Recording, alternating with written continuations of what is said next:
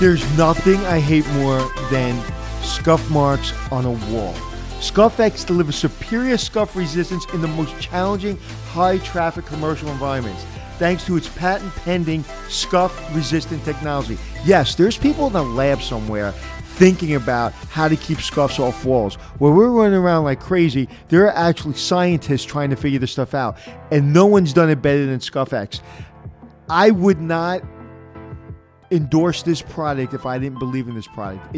As a hotelier, it is so important to solve this problem because we spend so much money, so much time on painting hotel rooms that we finally found a solution. And I don't think anyone does it better than ScuffX. The high-performance ScuffX latex paint reduces the need for touch-ups, repaints, offers significant savings on long-term maintenance costs. And for all the information you need, go to benjaminmoore.com.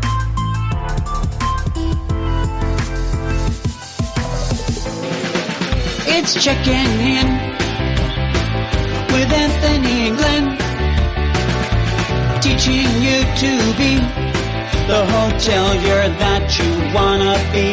It's checking in with Anthony and Glenn. Anthony, we're still in Vegas, man. Did I tell you about the King 6 that knocked me out of my hand and sent me on my way? No, but I have a suspicion we were supposed to be recording yesterday that you probably got involved in a poker tournament. That is absolutely not true. Right. 100% not true.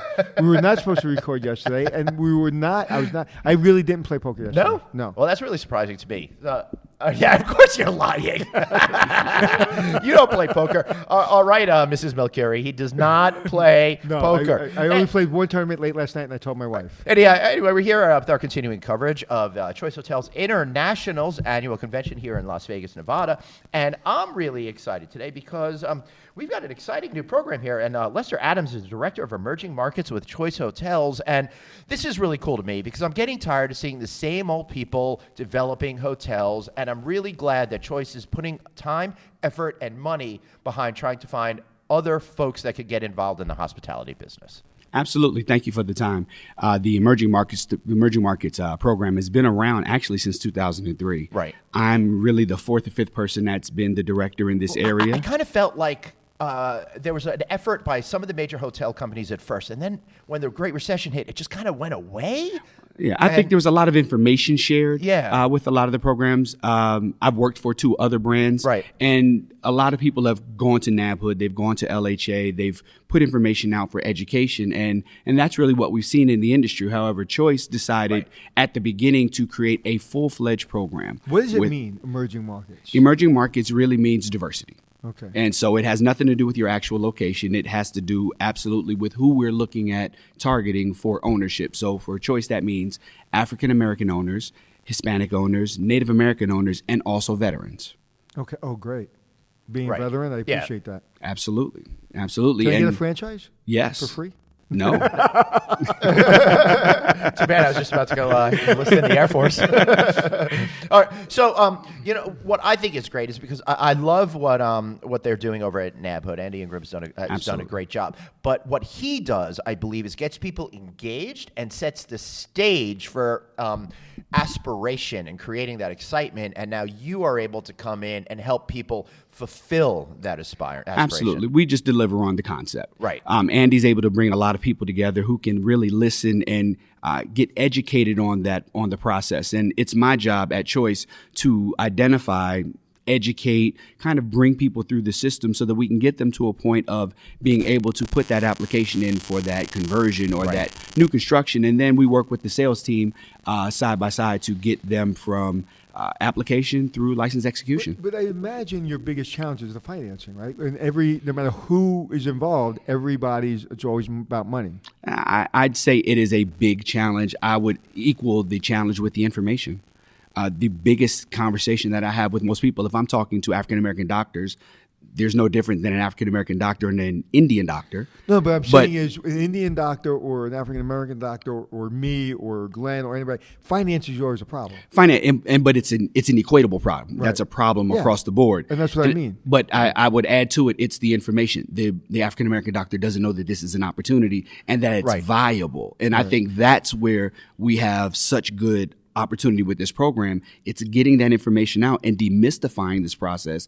Once you can get to that, it becomes a lot more doable from a financial standpoint when you really get to understand exactly how this is done. Okay, because I may not be a member of the emerging market community, but I do have interest in maybe one day owning my own hotel. Absolutely. So what does it take? What are those basic steps that you have to take in order to actually get started and I've tried to finance 3 hotels, and I can't get any financing. Have banks like I'm you. serious. Have a brand, have one of Choice Hotels' brands get behind you, right? What is going to turn on the banks? What's going to turn on David Pepper, the Chief Development Officer over here? Well, again, it depends on what you're doing. If we're looking at new construction, location. If you've got ownership in the right piece of land in the right market. Right now in our world, if you have ownership in an opportunity zone where there might be development going on, that brings about a good amount of visibility to your potential project. And that's really if you're going through the new construction route. But we forget Choice has made its bones being economy to upscale. You can look at a property that could be in a potential Econo Lodge that you might buy for $2 million, convert into an Econo Lodge, and now you're looking at coming up with 30% of that in equity. That's a much more doable approach to coming into this instead of really looking at everything from a new construction $15 to $20 million process. And if we look at the AHOA members, that's how they started. They started at the low part and grew into it. They totally did, and it also happens to be the 30th year of the Asian American Hotel Owners Association. My No Vacancy series was recording there last week at their annual conference, and it strikes me how amazing it was that these people came over to the United States, were not well regarded because we have a great history in our country of hating the newest immigrants to always come over here, right? Understood. And how they managed to cobble together the money, open one hotel, then bring over more people and their family, and it's really turned into an amazing thing. And now 50% of all hotels are owned by folks within the Asian American community, and that event last week had 8,000 people attending. They have 18,000 members. They think they could get up to 30,000. They've done a great job. I don't think they need help anymore, right? But now we've got to focus on some other groups, and I was particularly interested about six agreements here for new construction hotels with African American women, which own less than 1% of all hotels. We had the honor of speaking with Miss Sheila Johnson, who's the founder of Salamander Hotels, on an earlier episode of this. So how can you help turn today's people that say, I want to be in the hotel business, I'm an African-American woman, I want to become the next Sheila Johnson? Well, I just want to make sure that we can get in front of them, find opportunities for us to sit down and talk, whether that's conferences that I'm attending or other events where we're talking entrepreneurial pursuits, in order to get the information out and really start to give them the education to come up with the idea or facilitate the idea of getting this to Tell me ownership. your favorite success story. Favorite success story, that's tough because it would negate a lot of the other success stories. Right. We'll talk about what we're doing we'll talk about what we're doing in the Virgin Islands with the owner that we have there. This is someone that is over the school of tourism in the Virgin Islands and had an idea to want to bring not only a hotel there, but to create a concept of looking at hospitality and service in the Caribbean in a different way. And I think that as an overarching idea to use this vehicle of a hotel to start that is a wonderful testament to just how much we can do when we actually put our mind to all the things that we teach and all the things that we bring. I'm working with the British Virgin Islands to do the same exact thing. They're actually talking to me. I'm going down there, I think, in a couple of weeks. Oh, that's great. Yeah. That's very good. So you talk about the forthcoming Comfort Inn and Suites in St. Thomas, U.S. Virgin Islands, That's owned correct. by Tamara Lang Allen, a Ph.D. holder. Absolutely. That's pretty impressive. Absolutely.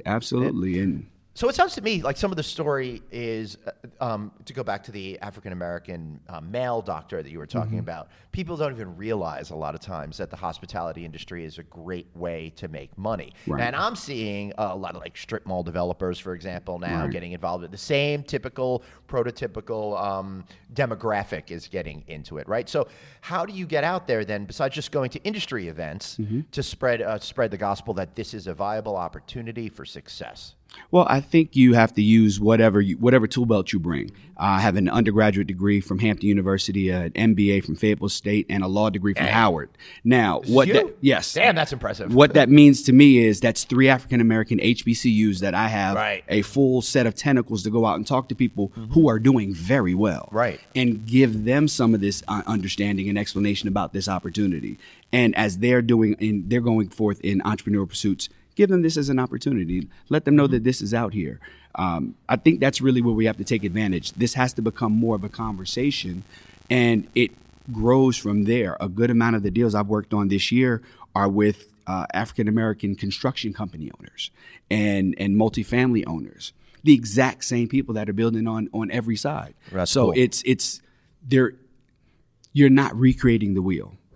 You're just talking to different people on that side of the wheel. So how's a Howard-educated lawyer become a person in your role for Choice Hotels? I interned at Marriott during law school. Oh, and okay. that's what caught me in the industry. Again, the MBA is also there, and I'm much more businessman than I am lawyer. And just in listening and looking through all the contracts and really understanding, wait a minute, anybody can own one of these. It dawned on me that this was a great opportunity. I didn't know enough about it. I wanted to stay as close as possible. And after some time outside of the industry, I got in with Intercontinental Hotels, worked for them for some time. I also worked for AHOA. I was the vice president of franchise relations for AHOA. Wow, I didn't realize that. Yeah. And what years were that? 2014, 2015. Okay, so I'm totally embarrassed that I didn't know you back then. Nah, that's okay. It's okay. My job was to work on behalf of the owners to make sure that the relationships with the brands were important. As much as I needed to be out front, I needed to be in buildings. I needed to be indoors trying to make sure the relationship was good. Yeah, it's interesting you said before that AHOA doesn't really need that much help anymore. Right. It's amazing how the brands are actually a little afraid of them. I think it's fair characterization. I hate to say it because I know you always told me to be politically correct. We will leave our guest out of his opinion. He doesn't have to make that opinion. Right, but it's like they've built themselves into such a credible organization. If they say, hey, we need all the brands down in, I don't know, anywhere, and you need you to be there by 2:00, I guarantee you everybody will be there at 2:00.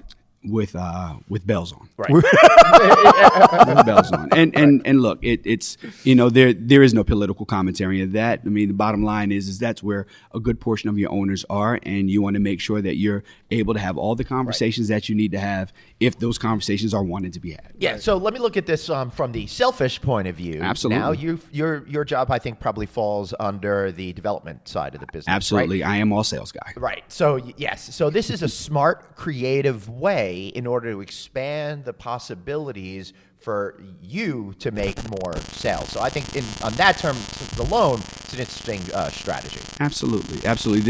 This platform gives me the ability to really talk to a wide breadth of people. I came from a Native American conference to our convention and just speaking with a group of casino owners and other hotel owners that didn't realize some of the things about the brands, like the soft brands and how you can affiliate and things of that nature. That's interesting. They had no clue of how it actually worked. And just giving them that information yields the perspective of potentially growing in that market. But again, it really goes back to a lot of it, the information and the understanding. And that's what we do in this role. We share a lot of information. Well, I love that you were at the Native American, I'm going to guess it was like a tribal gaming conference. The tribal hotel and casino conference, yes. Yeah, so that's interesting to me because a lot of these casinos, they either build independent properties or they don't really know what to do. Exactly. So to be able to maybe bring an Ascend Collection hotel to help drive. And why do you think that is? Why do you think that they've been afraid of it? Well, whenever they hear brand, they hear control.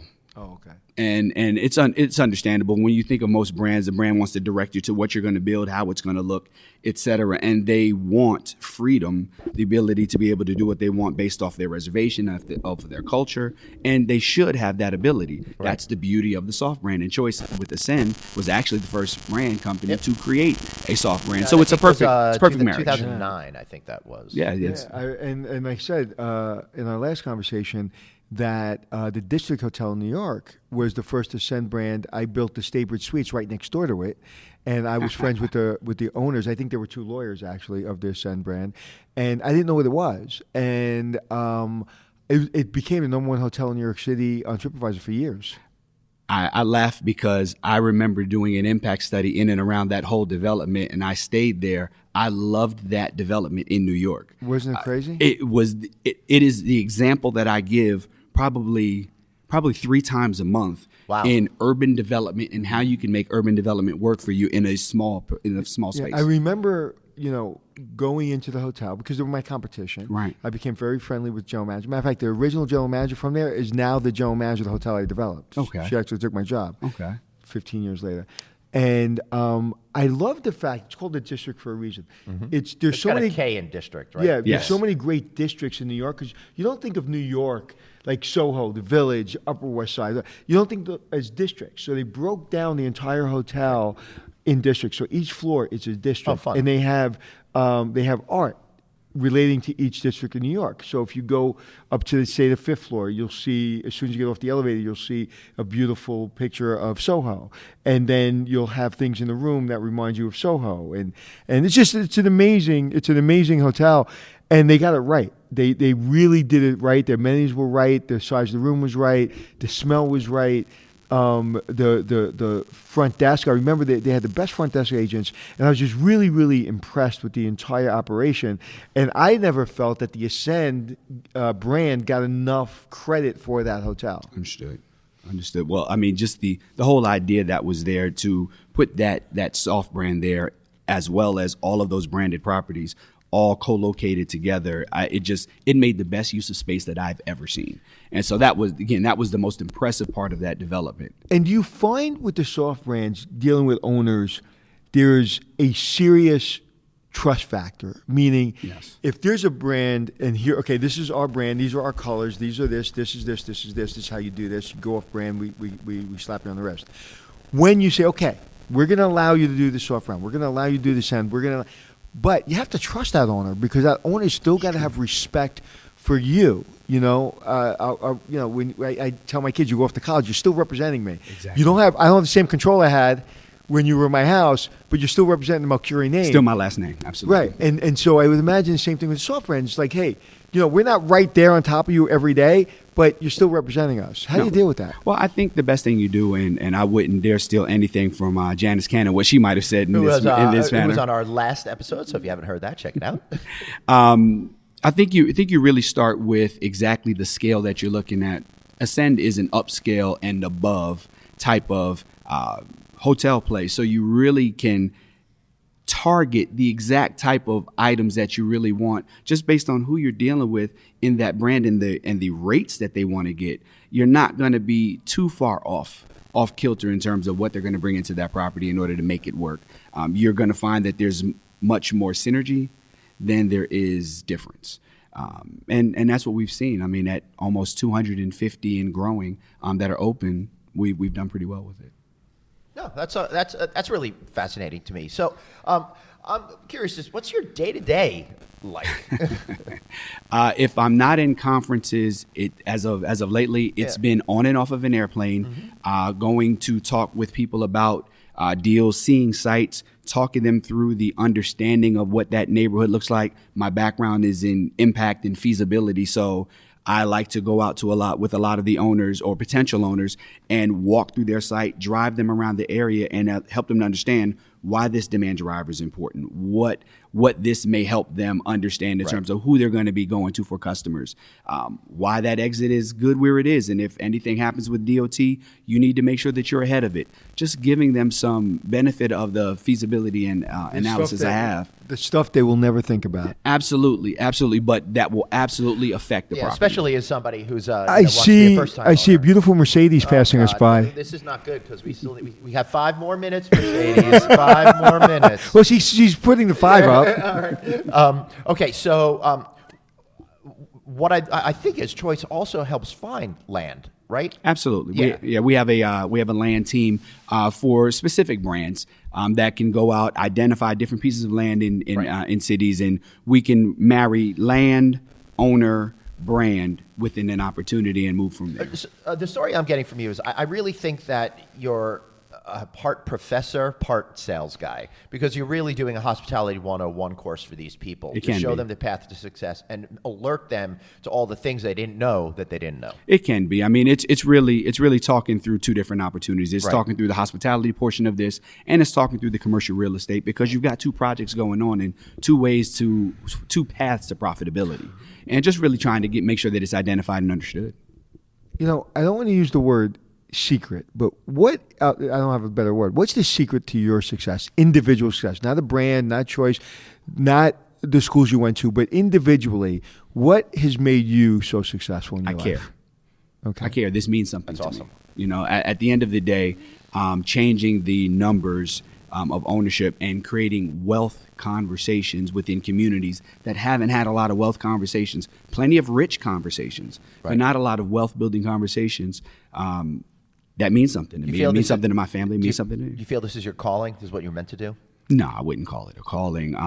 I've just been placed here, and I'm taking advantage of the moment in time and going to do best with it that I can. But something out of your childhood, something when you were in college, like what has given you obviously, I would not want to go against you in any competition. There's something about your energy. Especially sartorial. No, there's something about your energy, whether it be, there's something about your energy that tells me I will compete with you in anything and I will probably lose. Whether it be from an education standpoint, business standpoint, sports standpoint. Poker? So what, poker, I wouldn't mess with him either. So what gives you that competitive edge? It's just the way I was raised. I was an athlete. I played basketball. I was good in school. The legal part of me started way before law school. The arguing started way before then. It's just who I am. It's who I've always been. That's what my mother raised. I was going to say, your mother kicked your ass. It's what my mother raised. I'm from East Orange, New Jersey, and I carry that East Orange chip on my shoulder no matter where I go. And grew up in North Carolina and Charlotte, so I can give you a little bit of Northern, I can give you a little bit of Southern. It really kind of depends on Deadly the combination. Absolutely, and you have to use it to your advantage at times. Right. But I really just think it's. But it's based on again, what I was it's thinking. going back to our childhood, right? Your mother kept you focused. Absolutely. There was a goal, and I had to get there. Yeah. So tell me, we do something at the end of our podcast because Mercedes is about to come over and pull me off the mic.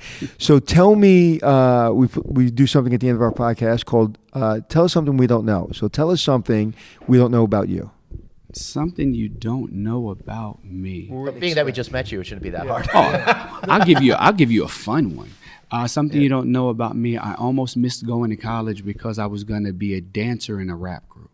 Oh, okay. That's cool. How's that? So what happened? We came in second place to a group that got a record deal and went on to become a very famous R&B group that I won't mention. Okay. But we were in second place, and had we been in first place, I would have. DeVoe? No, we're not going to go there. I would probably have taken a different path to get to college. It would have been paid for though. Right. Right. But isn't it interesting that I didn't ask him, come on, tell us, because did I just tell you his energy? He's not going to lose that conversation. No. He said he ain't saying it. He ain't saying it. All right, so That's interesting. I want to apologize to everybody for having such a shorty episode, but everyone's time frames are tough here at the Choice Hotels International Annual Convention. Shameless plug for you. Why don't you just share anything that you want? You got 30 seconds. Go. Not a problem. Go to choicehotelsdevelopment.com/incentives to find out more about the Emerging Markets Program. We want to make sure that we're able to do business with you. We want to give you as much information and get you on the other side to make you an owner. Beautiful. Anthony, any final thoughts? Yes, I think it's also important not only in owning hotels and developing hotels, but we need more emerging markets, if you will, to come into our industry. We need more. I want to see more diversity in general managers, in regional managers, in vice presidents, in CEOs. there's not enough of it, whether it be females, whether it be minorities, there's not enough of it. So one of the things that I hope to do through Hotel Impossible, the podcast, is open this up to everyone, because this is the greatest. I can't imagine doing anything else, because not only you go all over the world, but you really meet the most amazing people. And we just need more diversity, I think, in our industry. Yeah, absolutely. Hospitality is the best business in the world, because at the end of the day, it's all businesses in the world, all wrapped into one amazing, glorious package. So for Lester, Anthony, myself, Glenn, I want to thank you all for checking in. It's Checking In with Anthony and Glenn, teaching you to be the hotelier that you wanna be. It's Checking In with Anthony and Glenn.